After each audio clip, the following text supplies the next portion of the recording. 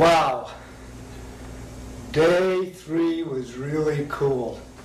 I mean, God already had the water, and he made land grow up out of it. And then, what did he do? He gave us food. He planted apples and oranges and tomatoes and corn and green beans and broccoli. Broccoli. Oh, I wish he hadn't have done that. And strawberries and berries and all kinds of good stuff and ice cream and... No, that's wrong, isn't it? He didn't plant ice cream. He's going to let us figure that out much later.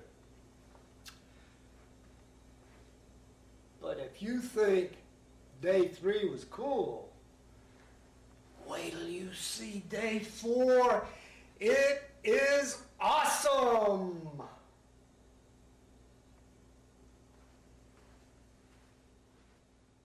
Day 4 starts in the book of Genesis.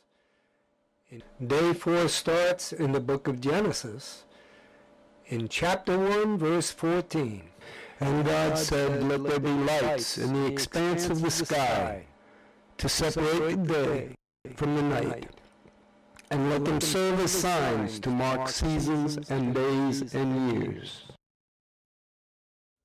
I don't know about you, but I think that's awesome. How about this seasons, days, and years stuff? We're going to come back to that in a little while. In Genesis 1:15, God explains the lights a little more. And let them be lights in the expanse of the sky to give light on the earth. And it was so.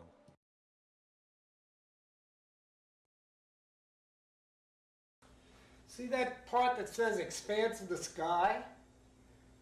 That's the same as firmament back in day 2. Remember, firmament was the space where the sun and the moon and the stars are going to be inside. Well, the expanse of the sky is what God is telling us is the firmament.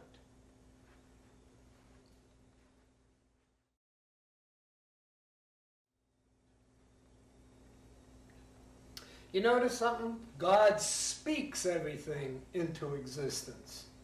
God said, "Let there be light." God said, "Let there be an expanse." God said, "Let the dry ground appear." You notice God says it, and then afterwards it says, "And it was so." God said it, and it happened. How about that? Besides separating day and night, the lights in the sky, the sun and the moon, are there to give us light on earth.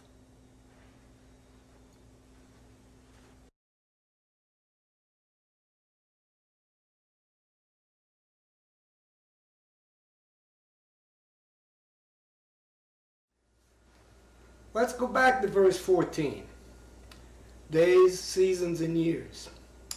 Well, you know that the earth spins around one time every day. And we know that because we see the sun come up and the sun goes down.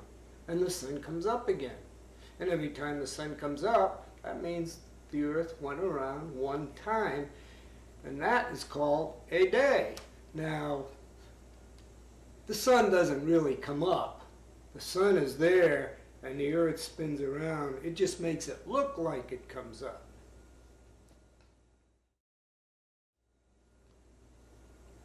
Now, what about a year?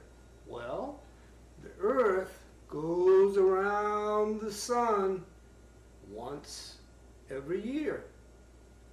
It takes 365 days about to go around the sun.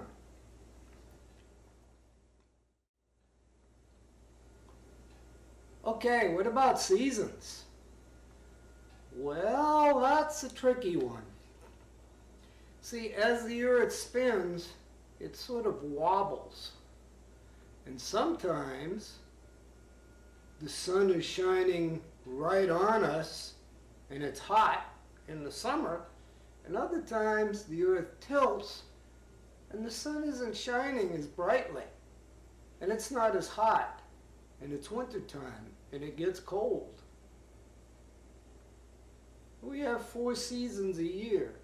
We call them winter, spring, summer, and autumn. Summer is hot, then it starts getting cool in the autumn till it gets to freezing in the winter, and then it gets warmer in the spring until it gets hot in the summer. Those are seasons.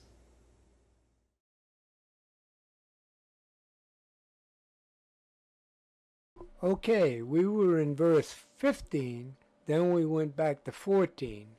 Now we're going to go ahead to 16. And in verse 16, God explains these great lights even more. God made 2 great lights, the greater light to govern the day, and the lesser light to govern the night. Well, that's pretty easy. The greater light is the sun, and it lights up the day, and the lesser light is the moon, and it lights up the night. He also made the stars.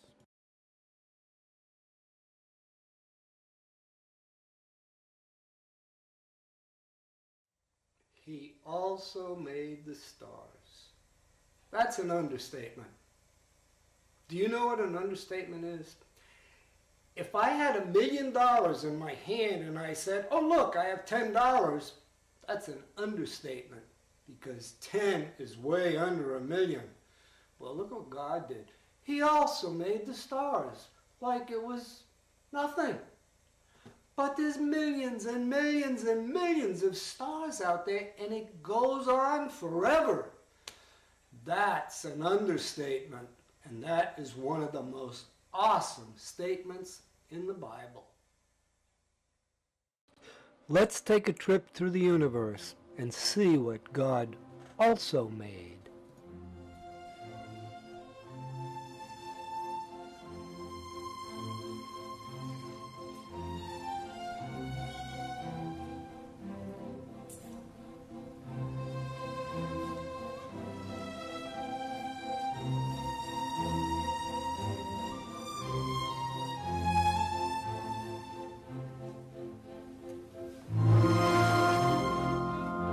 Incidentally, God also gave us the mind to create beautiful music.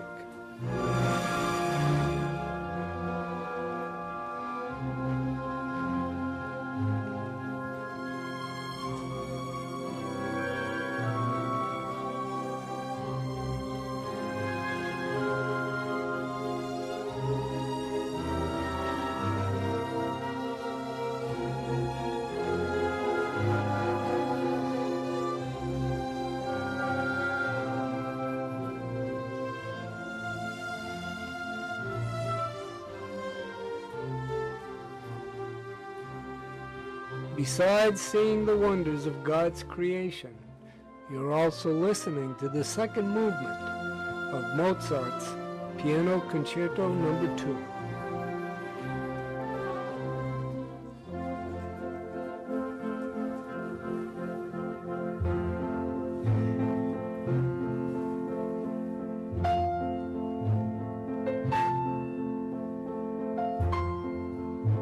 How simple.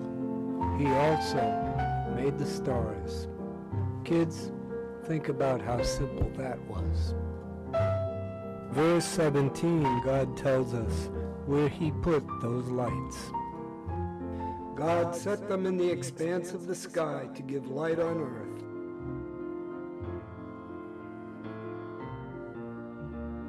In Genesis 1:18, God will tell us why he put the great lights in the sky. To govern the day and the night, and to separate light from darkness. And God saw that it was good. So it's obvious that God made the sun to make daylight, and for the moon to come out at night. But again, God saw that what he did was good. In Genesis 1:19, God finishes with the fourth day of creation. And there was evening and there was morning, the fourth day.